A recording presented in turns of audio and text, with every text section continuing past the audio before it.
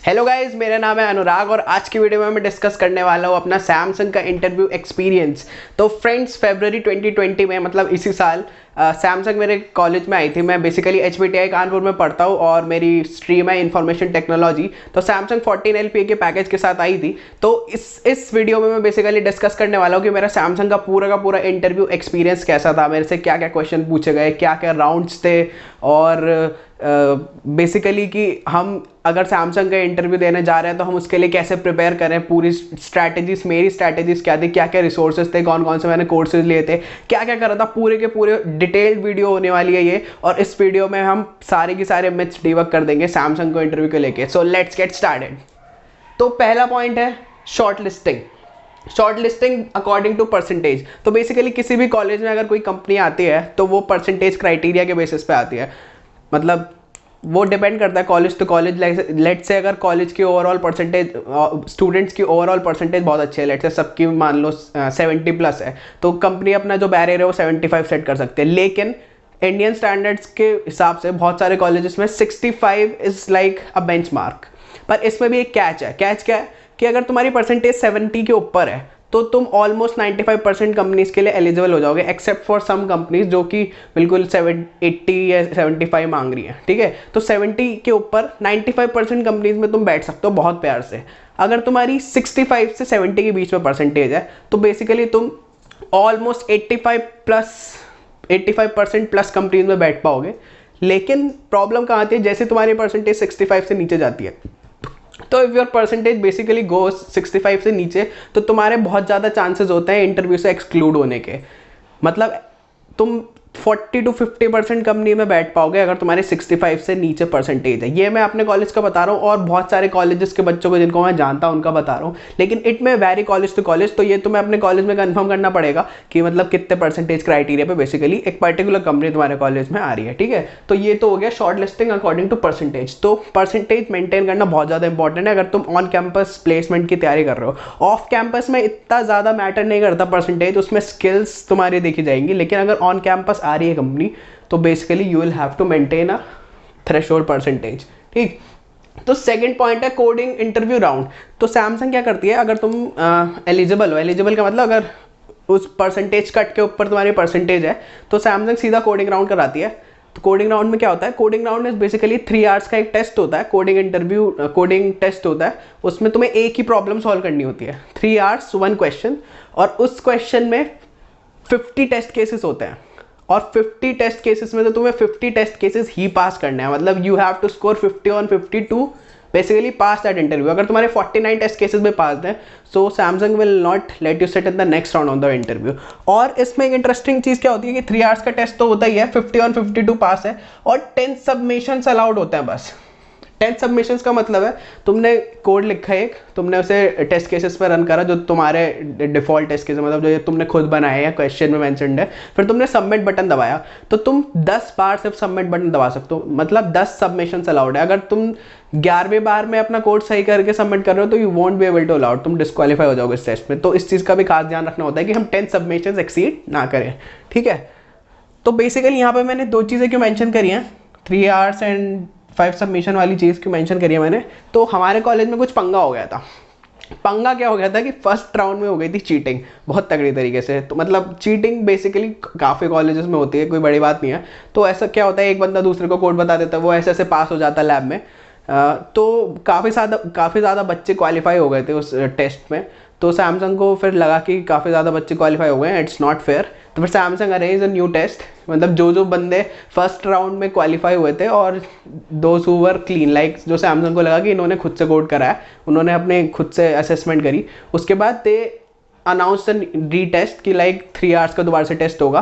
तो वो जो टेस्ट था मेरा 3 आवर्स का, उसमें बेसिकली एक इनफाइनाइट सीक्वेंस नाम की प्रॉब्लम मिली थी और उसमें 10 टेस्ट केसेस थे बस।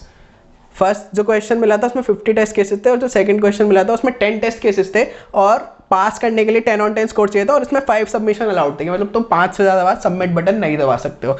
तो basically this is a rare case scenario कि अगर चीटिंग वीटिंग बहुत ज़्यादा हो गई है या फिर सैमसंग को लगता है कि ऑथेंटिक नहीं है कॉलेज का जो रिजल्ट आया, तो basically they go for the round 2 but usually सिर्फ स्पेसशिप या मतलब जो फर्स्ट राउंड मेरा क्वेश्चन आया था वो स्पेसशिप के ऊपर था कि स्पेसशिप के इनिशियल कोऑर्डिनेट्स दे रखे हैं, फाइनल कोऑर्डिनेट्स दे रखे हैं, बीच में कुछ कुछ चीज़ें दे रखी हैं, तो बताना है कि इनिशियल से फाइनल कोऑर्डिनेट्स पे जाने में हमें मतलब मिनिमम टाइम कितना लगेगा, ये बताना था. So it was basically a graph का क्वेश्चन.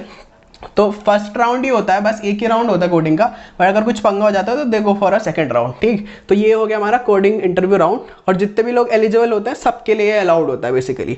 ठीक है, फिर तीसरी चीज़ आती है टेक्निकल इंटरव्यू. तो जो लोग 50 स्कोर कर लेते हैं कोडिंग इंटरव्यू राउंड में, उनके लिए टेक्निकल इंटरव्यू होता है. तो टेक्निकल इंटरव्यू, अब मैं अपना बताता हूँ मेरा टेक्निकल इंटरव्यू क्या हुआ था. तो मैं गया वहाँ पे, आई ग्रीटेड द इंटरव्यूअर वगैरह वगैरह, and he made me sit. उसके बाद दे वांट टू टेस्ट कि जो बंदा है ये बेसिक कोड लिख सकता है या नहीं. बेसिक कोड से मेरा मतलब है कि उसने टेस्ट में चीटिंग तो नहीं करी. तो वो कैसे टेस्ट करते हैं, एक बहुत बेसिक सी एल्गोरिथम दी. क्या दी? Quick sort. अब कोई भी बंदा जो ये क्वेश्चन करके आ रहा है और वो क्विक सॉर्ट ना लिख पाए, तो इंटरव्यूअर को 100% प्रूव हो जाएगा कि ये चीटिंग करके ही पास हुआ है, because quick sort is a fairly relatively easy algorithm. ठीक, तो मेरे से क्विक सॉर्ट लिखने को कहा, मैंने झट से लिख दिया कि quick sort is a piece of cake. उसके बाद ही फॉलोड अप सब क्वेश्चन कि कहीं इसने रटा तो नहीं हुआ ये कोड, इसे इसका कॉन्सेप्ट वगैरह पता है. तो मेरे से फॉलोअप क्वेश्चन क्या था, क्योंकि क्विक सॉर्ट की वर्स्ट केस में टाइम कॉम्प्लेक्सिटी हो जाती है ऑर्डर ऑफ n², मतलब.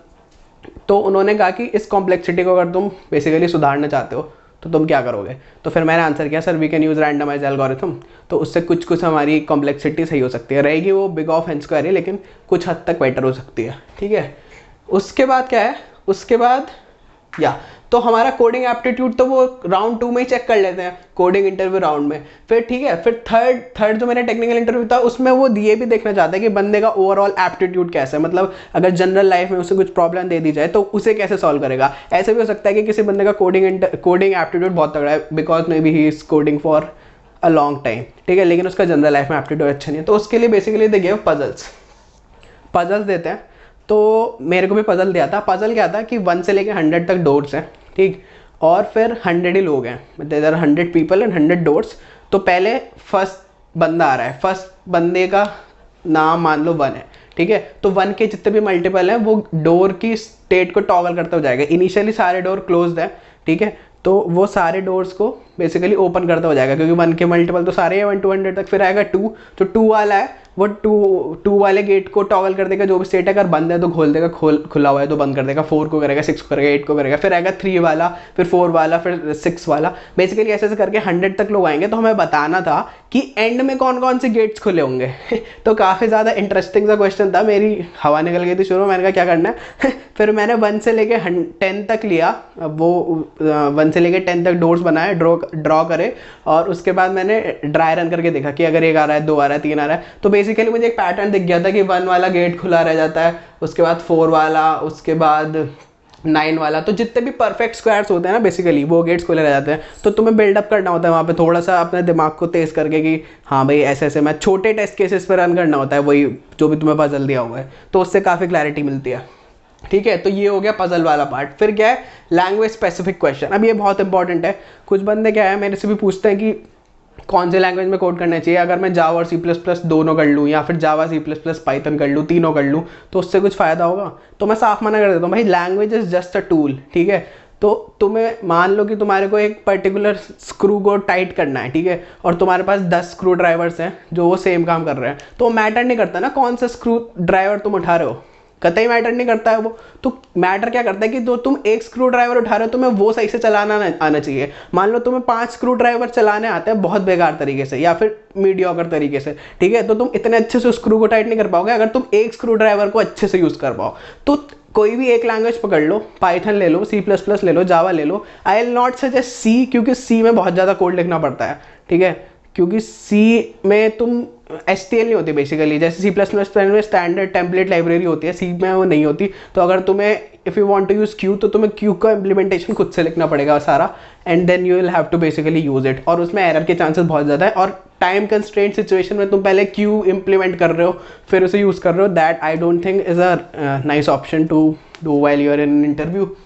ठीक है। तो लैंग्वेज स्पेसिफिक क्वेश्चन पे बहुत ध्यान देना है। जो भी तुम लैंग्वेज उठा रहे हो, लेट से तुमने जावा उठाई है तो तुम्हें सारी इन्फॉर्मेशन होनी चाहिए, एक्सेस मॉडिफायर्स कैसे काम करते हैं, हर एक एक्सेस मॉडिफायर का स्कोप क्या होता है, और लेट से classes, object oriented programming, abstraction, data encapsulation, ये सब तुम्हें अच्छे से पता होना चाहिए। अगर तुम C++ उठा रहे हो, उस टाइम पे मैं C++ में कोड करता था, नाउ आई कोड इन जावा, तो मेरे से बेसिकली वर्चुअल फंक्शंस पूछे थे क्या होते हैं, और ऑपरेटर ओवरलोडिंग पे कुछ क्वेश्चंस पूछे थे। ठीक है, तो ये लैंग्वेज स्पेसिफिक टूल्स है कि जो लैंग्वेज बच्चा यूज़ कर रहा है, क्या वो बेसिकली उस लैंग्वेज को इन डेप्थ जानता है या नहीं जानता है। ठीक, तो ये तो हो गए लैंग्वेज स्पेसिफिक क्वेश्चन। उसके बाद था DBMS और OS, database management system and operating systems. तो यही होता है सब इंटरव्यू में, basically they give you a data structure की क्वेश्चन, जो मेरे को क्विक सॉर्ट मिल गई, उसके बाद कुछ पजल होता है, उसके बाद लैंग्वेज स्पेसिफिक क्वेश्चन, और उसके बाद आता है सब्जेक्टिव क्वेश्चन, मतलब जो तुमने बीटेक के 4 साल में पढ़ा है उसमें से तुम्हें कुछ आता है या नहीं आता या तुमने 4 साल बस कोड शेफ पे कोडिंग ही करी है, तो तुम्हें बीटेक के सब्जेक्ट्स में कुछ कुछ पता होना चाहिए। डेटा स्ट्रक्चर तो पता होना ही चाहिए, database management system, operating system, computer networks, ये 4 सब्जेक्ट तो तुम्हें बहुत ही अच्छे से आने चाहिए अगर तुम किसी भी कंपनी में जा रहे हो, मतलब इट्स कंपनी स्पेसिफिक, लेकिन अगर तुम ओवरऑल एक इंटरव्यू की प्रिपरेशन कर रहे हो तो you have to study these 4 subjects. ठीक है, तो डेटाबेस मैनेजमेंट सिस्टम से बेसिकली मेरे से बेसिक क्वेरीज लिखवाई थी बिल्कुल, कि 2 टेबल्स दे रखे हैं और 2 टेबल को तुम पहले ज्वाइन करो यूजिंग सम जॉइन ऑपरेशन, और फिर उन कुछ इन्फॉर्मेशन रिट्रीव करनी थी कि जेंडर के हिसाब से रिजल्ट लाके दो, और ये सब बहुत बेसिक क्वेरीज है। अगर तुमने SQL को थोड़ा सा भी पढ़ा है तो यू कैन आंसर देम। ठीक है, उसके बाद क्या था, ऑपरेटिंग सिस्टम। अब जो ऑपरेटिंग सिस्टम वाला पार्ट था मेरा, वो काफ़ी देर चला, I think 15 minutes to 20 minutes मेरा ऑपरेटिंग सिस्टम पे डिस्कशन चला। ये डिस्कशन को इस टॉपिक के अराउंड था, ये था मेरा हीप्स और स्टैक्स के बारे में।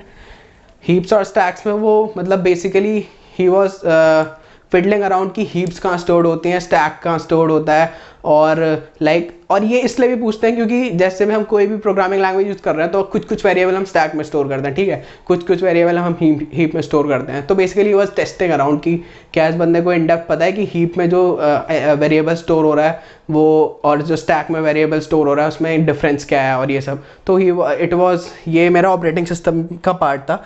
तो heap stack slash virtual memory, ये चीज़ें मेरे से पूछी गई थी। फाइन, उसके बाद क्या था, उसके बाद था मेरे से क्वेश्चन पूछा था do you code on online, जैसे मतलब तुम हैक कर रहे हो कोड शेफ वगैरह वगैरह पे कोडिंग करते हो। तो उस टाइम पे मैं इतनी नहीं करता था, to be frank. Coding Ninjas पे मैं काफ़ी ज़्यादा करता था, और बेसिकली मेरा जितना भी लर्निंग पाथ है वो कोडिंग निंजास पे काफ़ी ज़्यादा फोकस्ड है। अभी फ़िलहाल मैं करियर कैंप का भी स्टूडेंट हूँ। Career camp is a 6 months immersive program जिसमें कोडिंग निंजास बिल्कुल बेसिक से स्टार्ट करती है, बेसिक्स ऑफ कोडिंग। लाइक अभी उन्होंने लैंग्वेज को जावा चूज़ करा हुआ है, तो वो बिल्कुल बेसिक से स्टार्ट करते हैं और बिल्कुल तुम्हें अच्छे से मतलब एकदम निचोड़ के डेटा स्ट्रक्चर्स एल्गोरिथम को फैला देते हैं। ठीक है, उसके बाद the next part of the career camp is web development. तो उसमें बेसिकली पूरा बेसिक वेब डेवलपमेंट है, पहले HTML CSS जावास्क्रिप्ट jQuery, उसके बाद they move on to Node.js, Express.js and उसमें React भी इंक्लूडेड है। तो मतलब तुम्हें एक पूरा नूब से उठा के पूरा एक बेसिकली सॉफ्टवेयर डेवलपर बना देंगे वो। तो कोडिंग निंजास का बहुत ज़्यादा पार्ट था मेरी जर्नी में, तो वो मैं डिस्कस करूँगा। अभी जब मैं डिस्कस करूँगा कि क्या क्या मेरे टैक्टिक्स थे पढ़ने के, वो मैं पूरा बताऊँगा कि कोडिंग निंजास ने कैसे हेल्प करा। ओके, तो दिस वाज दिस। उसके बाद सेकेंड राउंड का रिजल्ट, मतलब टेक्निकल राउंड का रिजल्ट आया, तो उसमें मैं शॉर्ट लिस्टेड था, तो काफ़ी खुशी हुई यार, अब ऐसे एक ही राउंड बचा है जो कि HR राउंड था, और HR राउंड निकल गया तो सैमसंग में इंटरव्यू हो जाएगा। तो काफ़ी ज़्यादा एक्साइटेड भी था और एट द सेम टाइम काफ़ी ज़्यादा नर्वस भी था, और होता ही है। तो फिर HR राउंड में गए बेसिकली, तो HR के पास ऑफ कोर्स मेरा रिज्यूमे था, तो he was reading from the resume.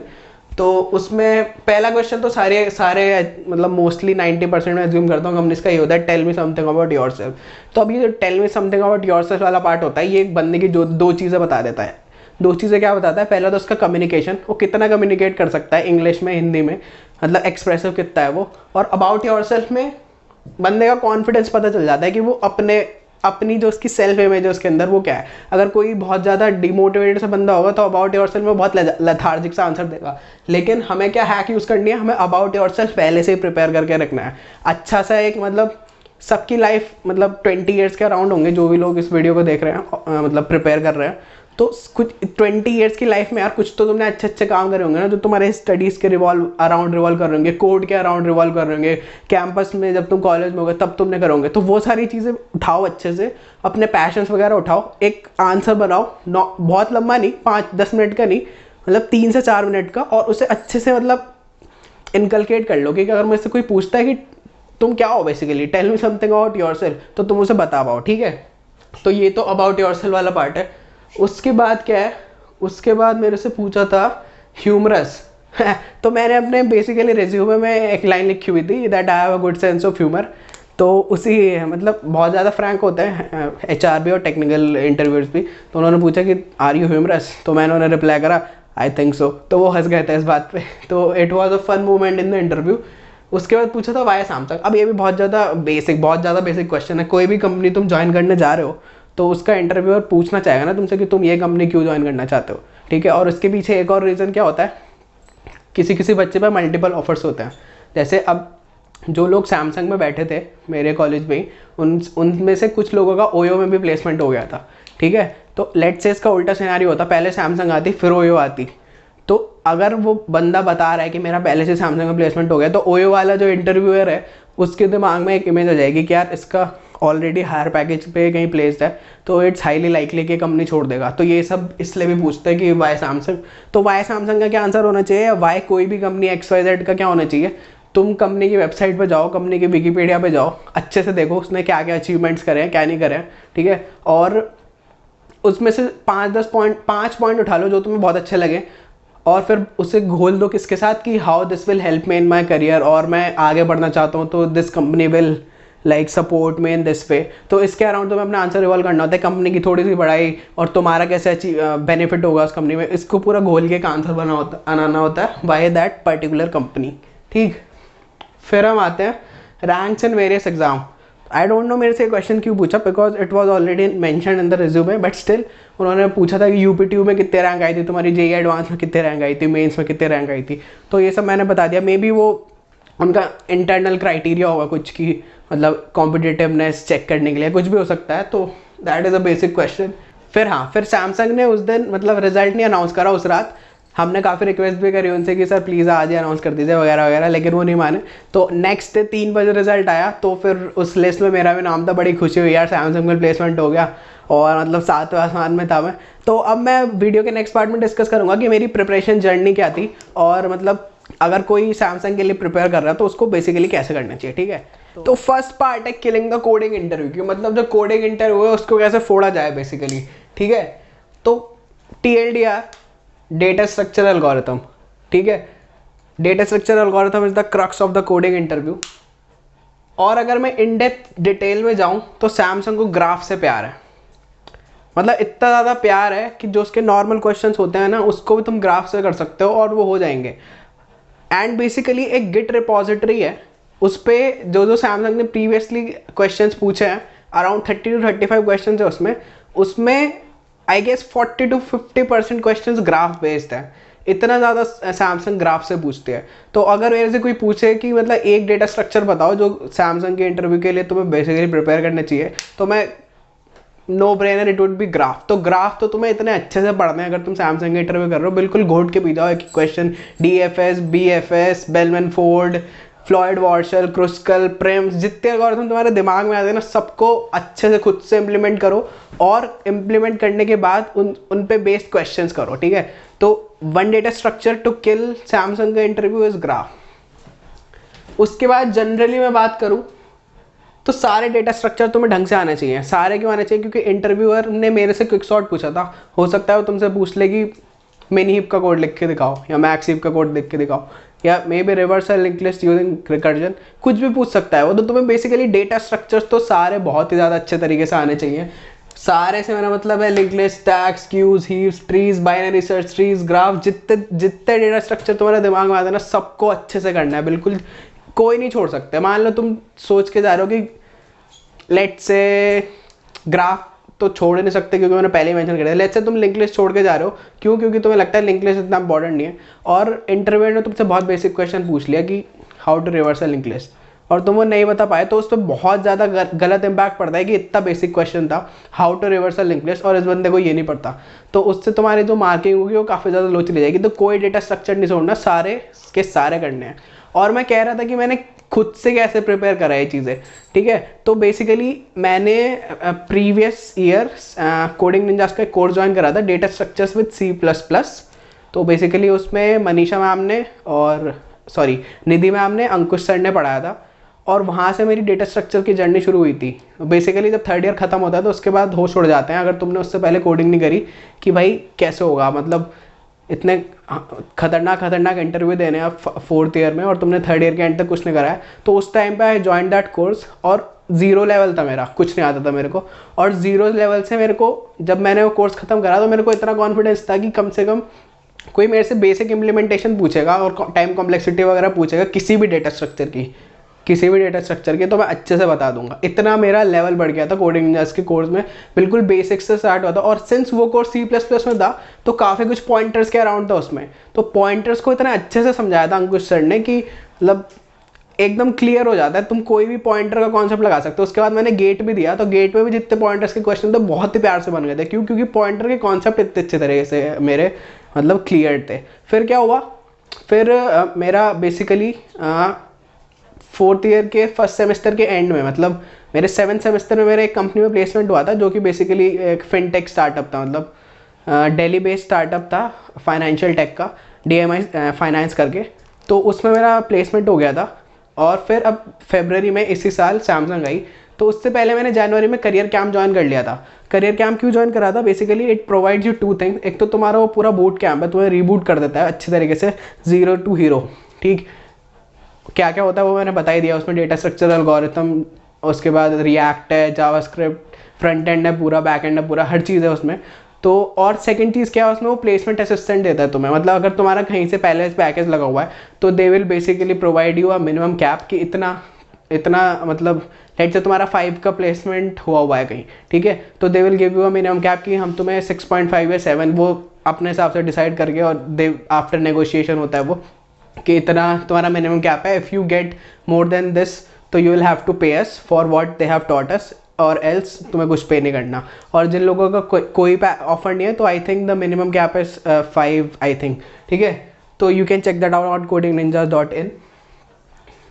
उसके बाद आते हैं इम्पॉर्टेंट क्या है। अब इम्पॉर्टेंट क्या है कि सैमसंग में जो इंटरव्यू क्वेश्चंस आते हैं वो बहुत ज़्यादा रिपीट हो सकते हैं, मतलब काफ़ी हाई प्रोबेबिलिटी की जो तुम फेस कर रहे हो कोडिंग इंटरव्यू में क्वेश्चन वो रिपीट हो सकता है। तो बेसिकली मान लो रिपीटेड क्वेश्चन ही आ जाता है तो बल्ले बल्ले वाली बात है। तो ये जो गिट रिपोजिटरी है, ये जो लिंक मेंशन हो जाएगा इसका, तो इसके सारे क्वेश्चन तो अगर कोई सैमसंग इंटरव्यू देना है तो 100% करने ही करने हैं, मतलब कोई चॉइस ही नहीं है। तो मैं 100% वो 30 to 35 क्वेश्चन अटैम्प्ट करके जाने ही जाने हैं, ठीक है। तो ये तो पार्ट हो गया क्रैकिंग द कोडिंग इंटरव्यू। उसके बाद क्या है, सब्जेक्टिव क्वेश्चंस पे आता है। सब्जेक्टिव क्वेश्चन मतलब तो तुमने अपने बीटेक में पढ़े हैं। तो बेसिकली अगर मैं सैमसंग की बात करूँ तो ये थोड़ा लोकेशन स्पेसिफिक होता है। लोकेशन स्पेसिफिक मतलब सैमसंग के 3 यहाँ पे रिसर्च सेंटर हैं, एक दिल्ली में, एक नोएडा में और एक बैंगलोर में। तो सैमसंग रिसर्च इंस्टीट्यूट बैंगलोर और सैमसंग रिसर्च इंस्टीट्यूट नोएडा जो है वो कंप्यूटर नेटवर्क, DBMS और ऑपरेटिंग सिस्टम तीनों में से क्वेश्चन पूछती है। कंप्यूटर नेटवर्क से बहुत खोल के क्वेश्चन पूछा जाता है कि मतलब एक पैकेट है वो पूरा फिजिकल लेयर से डेटा लिंक लेयर में जा रहा है, डेटा लिंक लेयर से फिर वो एप्लीकेशन लेयर वगैरह वगैरह जितनी भी लेयर्स होती हैं, गेटवेज, IP राउटर, सारी की सारी चीज़ें, मतलब एक पैकेट एक कंप्यूटर से दूसरे कंप्यूटर में कैसे जा रहा है वो पूरा तुमसे अच्छे से एक एक चीज़ पूछ लेंगे। सैमसंग रिसर्च इंस्टीट्यूट बैंगलोर और नोएडा, ठीक है। लेकिन when it comes to Samsung research institute Delhi, जहाँ मेरा प्लेसमेंट हुआ है, तो वहाँ पे ऑपरेटिंग सिस्टम और DBMS स्कोप है। ऑपरेटिंग सिस्टम और DBMS में से ही क्वेश्चन पूछे गए हैं अब तक। अब वो आगे जाके अपना कोर्स स्ट्रक्चर बदल दें तो to be on the safer side तुम ये तीनों सब्जेक्ट पढ़ जाओ, CN भी पढ़ जाओ, DBMS भी पढ़ जाओ और OS भी पढ़ जाओ। लेकिन अभी तक का क्या बता रहा हूँ मैं, अभी तक का ऑपरेटिंग सिस्टम और DBMS से ही पूछा है SRI D ने, ठीक है। Geeks for Geeks पे भी अगर तुम इंटरव्यू आर्काइव देखोगे तो they have not asked computer network में से अभी तक कुछ भी, ठीक है। तो ये 3 सब्जेक्ट्स तो बहुत अच्छे से तुम्हें पढ़ने हैं अपने बीटेक में पढ़ो, बीटेक के इंटरव्यू से पहले पढ़ लो, जब पढ़ना है पढ़ो, बट स्टडी देम, ठीक। उसके बाद है 2 गुड प्रोजेक्ट एट लीस्ट। अब ये बहुत इंपॉर्टेंट चीज़ है, ठीक है। इंपॉर्टेंट क्यों है, क्योंकि फाइनली तुम्हें कंपनी में जाके प्रोजेक्टें बनाना है। तो the interviewer needs a criteria कि इस बंदे ने प्रोजेक्ट्स में जो डिफिकल्टीज फेस करी होंगी उसने उसे कैसे रिजॉल्व करा, वो थॉट प्रोसेस देखना चाहता है तुम्हारा।